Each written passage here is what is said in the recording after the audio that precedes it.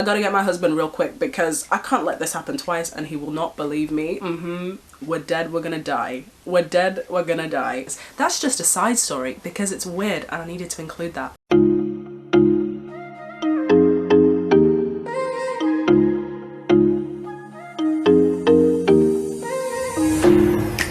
Hi guys, welcome back to my channel and also welcome if you are new. I'm so grateful to see you all here. So my name is Akua B and here on this channel I cover all things faith, culture and encouragement, and as you can tell from the title of this video, or if you can't because you might not have guessed what this story time is going to be on today, then I'm going to be delving into another Bible story time. And I really enjoyed doing the last one on Esther last week. It was really fun to create that and also to reply to your comments and see you guys enjoying the video as well. So I thought I'd come back with another one this week. So make sure to leave a comment if you can't guess what it is from the title or the thumbnail. Then please make sure to drop your guesses throughout the video until you know what the story is. I'll be leaving some clues here and there throughout the context and the building up of the background of the story before we get into it as well. And if you haven't already, just before we get into all of that, I just want to quickly encourage you to leave a like down below on today's video and also comment your guesses, but also anything that you're enjoying from this channel, from this video, and anything in general. If you'd just like to check in, say how are you, and we can have a conversation down below in the comments, or if you'd like to suggest another story time for me to do from the Bible. Also, if you haven't subscribed yet, then please make sure to press that subscribe button. If you're one of those people that likes to float on in and just float on out, please make sure to click that subscribe button. It just gives me an idea of how many people are enjoying the content that I'm producing. Also, if you would like to become a channel member and become a Bible buddy today, that will give you exclusive access to content that I create, as well as early access to new videos, as well as many other perks. So if you would like to become a Bible buddy today, then please make sure to click the join button down below or the link in the description. And just off the back of that, I just want to say a big thank you to Tawana Thornton, a silver-tiered Bible buddy. Thank you so much, Tawana, for supporting my channel in this way. And without further ado, let's get into today's story time. So let's get straight into our story. But before we get into the main part of the story over here, there's still some juiciness over here. There's like a prologue, there's a little bit of a origin story, a bit of a prequel to the actual main meat of the story. So I'm gonna need us to just spend a second and just go and collect it over there first. Do you mind that? Let's just go over there and just start right here, and then we can get to the major part of the story. So I'm gonna take us back all the way to the 2000 BCs. Yes, we're going before Christ was born again. I wonder if we'll have a story time where it's after Christ. But anyway, today we're back all the way 2000 years before Christ in the 2000 BCs. And to be exact, we're from about 2516 BC all the way up to 2871 BC. So there's quite a big chunk there, and in this period, we're in the period of the Judges. So some of you already have your tin hats tingling, you kind of have a sense of where this story is going. There's so many juicy stories within the Judges. So whose story could it be? Leave your comments down below. But anyway, we're in the period of the Judges. In this period, we've got Israel who has been taken into captivity. They're ruled over by the Philistines. These Philistines, they're just lording over them. They don't give them peace. They don't give them rest. They just don't have peace. They're just watching over their back every single turn. They don't know when their freedom is going to come. But God steps in. And this story is the story of how that happened. So our story will begin with a man called Manoah. Manoah was a Danite from that family tree, one of the 12 tribes of Israel, and he also lived in Zorah at the time of this story taking place.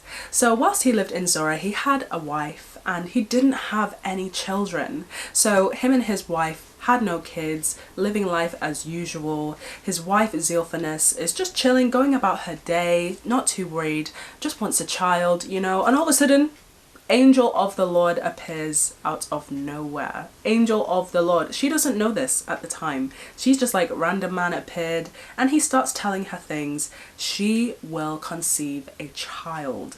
She's like, me and my womb? Me, this, yes, it's been empty, barren, you know, God knows it's barren here.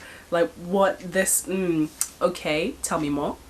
So this angel of the Lord goes on to tell her that she shouldn't eat unclean foods, that she shouldn't drink of the vine, all of these different things. He's giving her instructions for when this child is born. He's not just saying that this child, you will have a child, he's also saying when this child is born, as if he knows it's going to happen. So talking very authoritatively, saying that you should not put a razor to this child's head, and he will be dedicated unto the Lord. He will live a life for the Lord.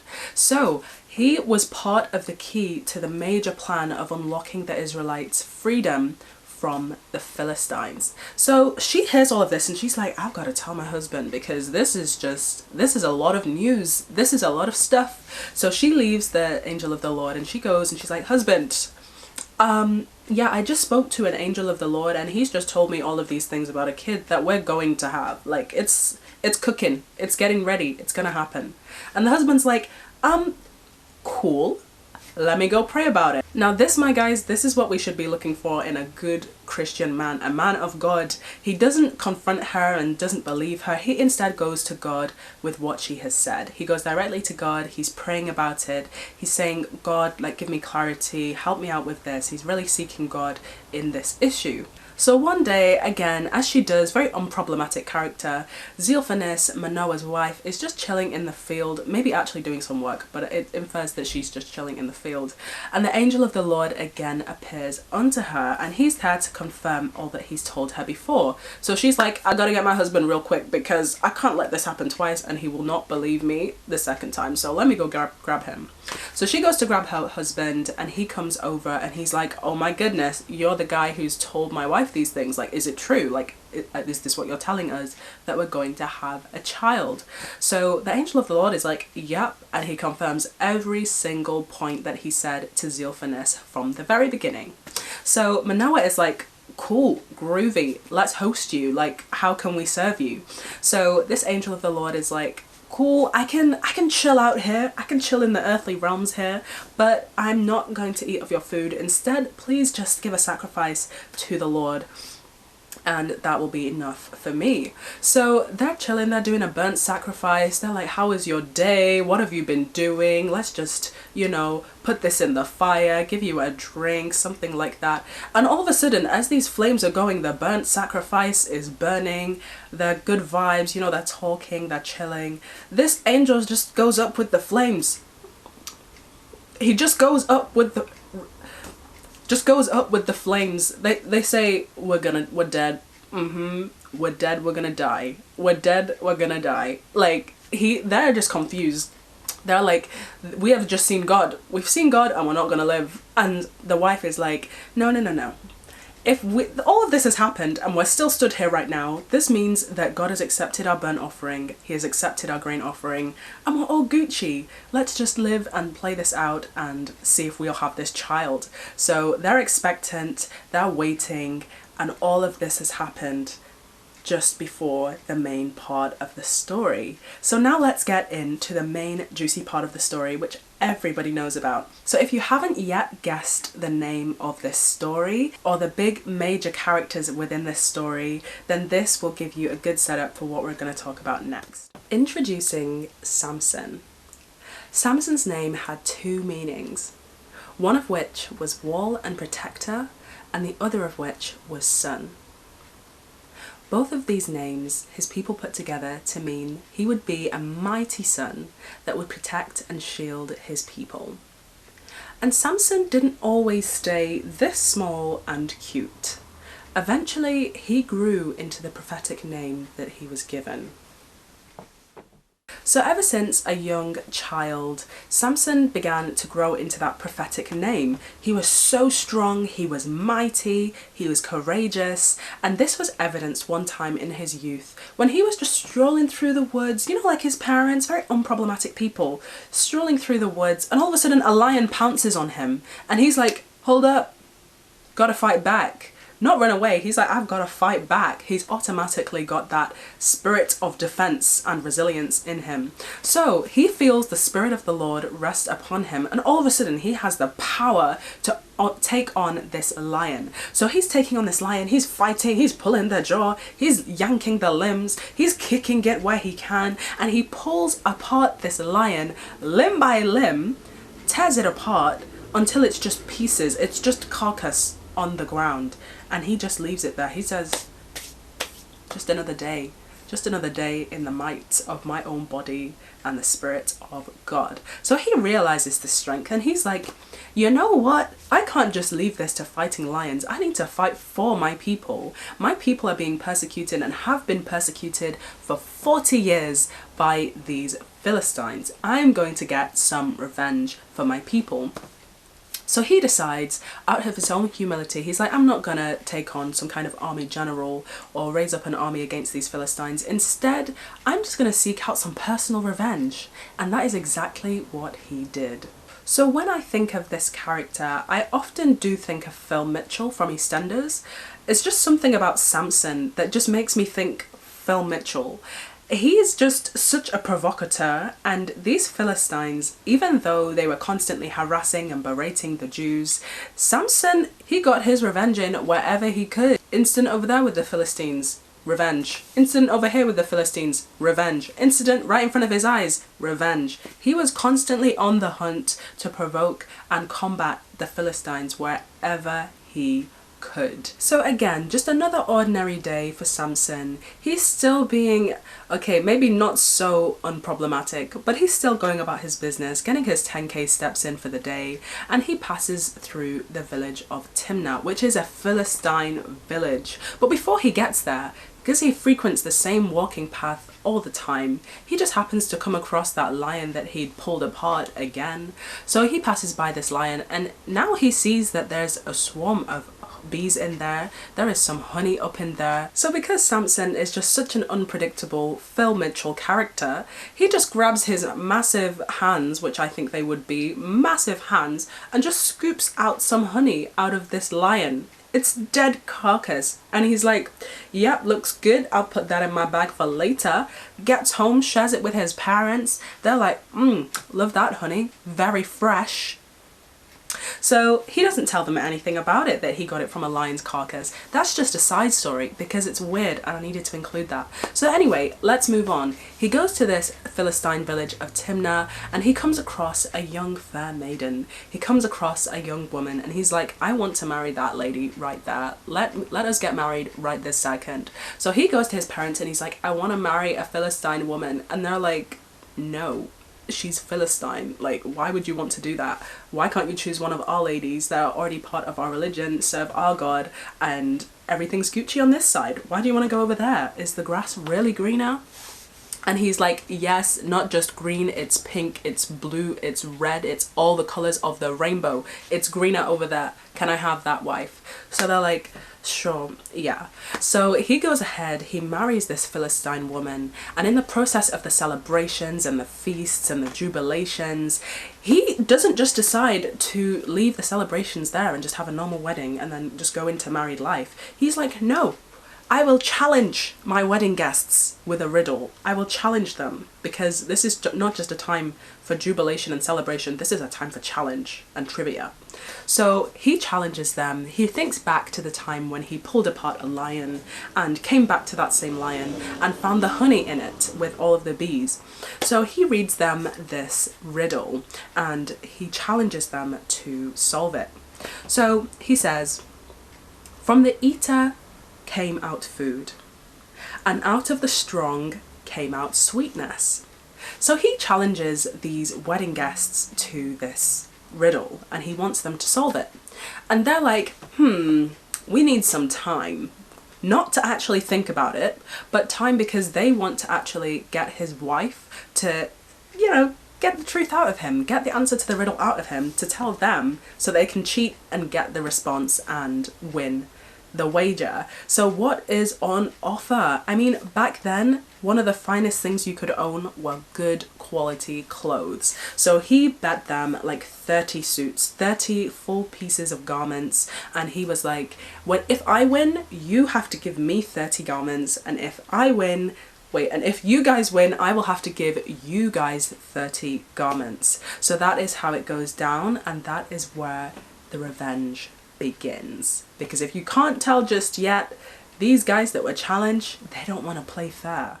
Okay, so because Samson is just that man, he's just that guy on the block, again, Phil Mitchell, he's just that guy on the block that will just sense anything. He might not be so clever in different ways, but he's definitely intellectually clever. He knows when something is not right. So these Philistines, they come back to him, these 30 guests, and they're like, we've got the answer, and your riddle did not go over our heads. We know exactly what you're talking about, and we know the answer. So he's like, yeah, you know the answer? Okay, let me get up and I'm going to Ashkelon.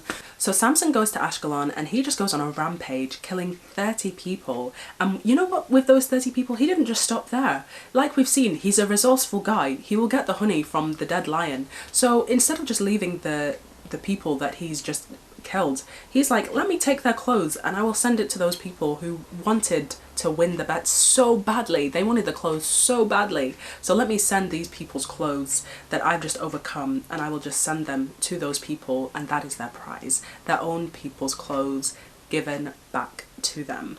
So then this obviously doesn't go so swimmingly with the Philistines, and they want revenge back as well. Word gets back to the Philistines and they're like, you know what? We're not going to stand for this. So his wife that he's been married to for a while now, she is just chilling when the dad is like, you know what? Samson's not around. I think he probably hates you at this point, seeing as though you betrayed him for your people and gave them the answer to the riddle that he gave them. So he's like, let me marry you off to his best man. So Samson comes back and he's like, where's my wife? Where's his... She's with your best man, Samson. She's with your best man. Your best man. So Samson, understandably, he is so angry. Like, why would you do this? And the dad is like, I thought you hated her. Like, I just married her off, you know? Didn't want her as a burden on me. Like, married her off again, you know? Easy does it. So Samson goes off again in an angry rage, and he ties up 300 foxes, not one, not two, 300 foxes. He grabs them, ties them tail to tail together, sets fire to that, and just releases them into fields of growth, into the wheat fields, because it's the wheat harvest. So he just releases them into this field and just lets the havoc unleash and just walks away from it. Simple as that.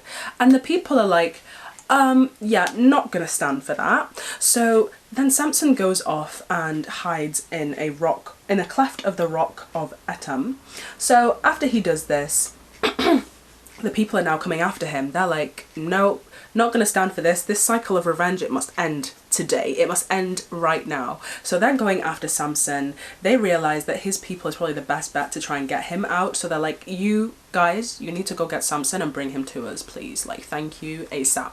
He's a danger and he's a menace to society, our society, because we're rulers over you and we kind of need him to not be a hindrance to that. So a menace to our society.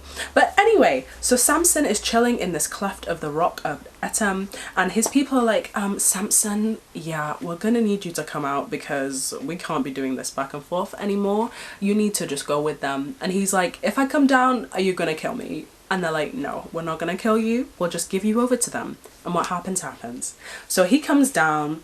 They allow the Philistines to tie him up with some cord. And off he goes. And the Philistines are just jeering. They're like happy. Everybody's just chilling. Everyone's fine on their side. The Israelites are just like, we kind of lost Samson now. But Samson is gone. Samson's gone over to the Philistines' hands. So in the midst of this, he's like, wait a minute, who am I again? I am Samson. So whilst he is in this Philistine captivity, he's tied with 2 brand new ropes. He's firmly and tightly fastened with these ropes, so there's not going anywhere for any normal man. So the Spirit of the Lord again comes upon him, and he just breaks these ropes as if it's just nothing. As if it's nothing. And I think the Bible describes it as like burnt flax or something like that. It's just easy to just break out of it like that. And he just attacks them. Imagine the moment that he broke free. Everybody's just like, you know what? I think I've got a dinner reservation. I need to go. I don't, not trying to be here. So he breaks free, and he just happens to find a fresh donkey's jawbone. Don't ask me why the details, that's just what it says in the Bible. He finds a fresh donkey's jawbone, and he's using it as a weapon. Again, Phil Mitchell behavior. He goes around with this donkey bone and this donkey's jawbone, and he's just going around and he's pillaging the space. He goes after about 1,000 people, 1,000 people that day, and he's just thirsty after that. He has no like concern after that, apart from he's parched, he's thirsty. So the area actually it is called En Hakor. I don't know if I've actually pronounced that right, but that's what it's named after, this whole debacle. And the people of Israel are like, you know what, this guy, he's good enough to be our judge. So he becomes a judge over Israel for 20 years. And this is actually quite a prestigious position, because after the passing of Moses and Joshua, they didn't start the monarchy straight away. They started with judges. So he was the last judge actually, and there were 70 of them. So he was the 70th judge, the last judge to have existed. So he became Israel's judge for 20 years, and happily ever after. Or is it? I think we still have one more lady to meet, because the name is incomplete. Samson and who?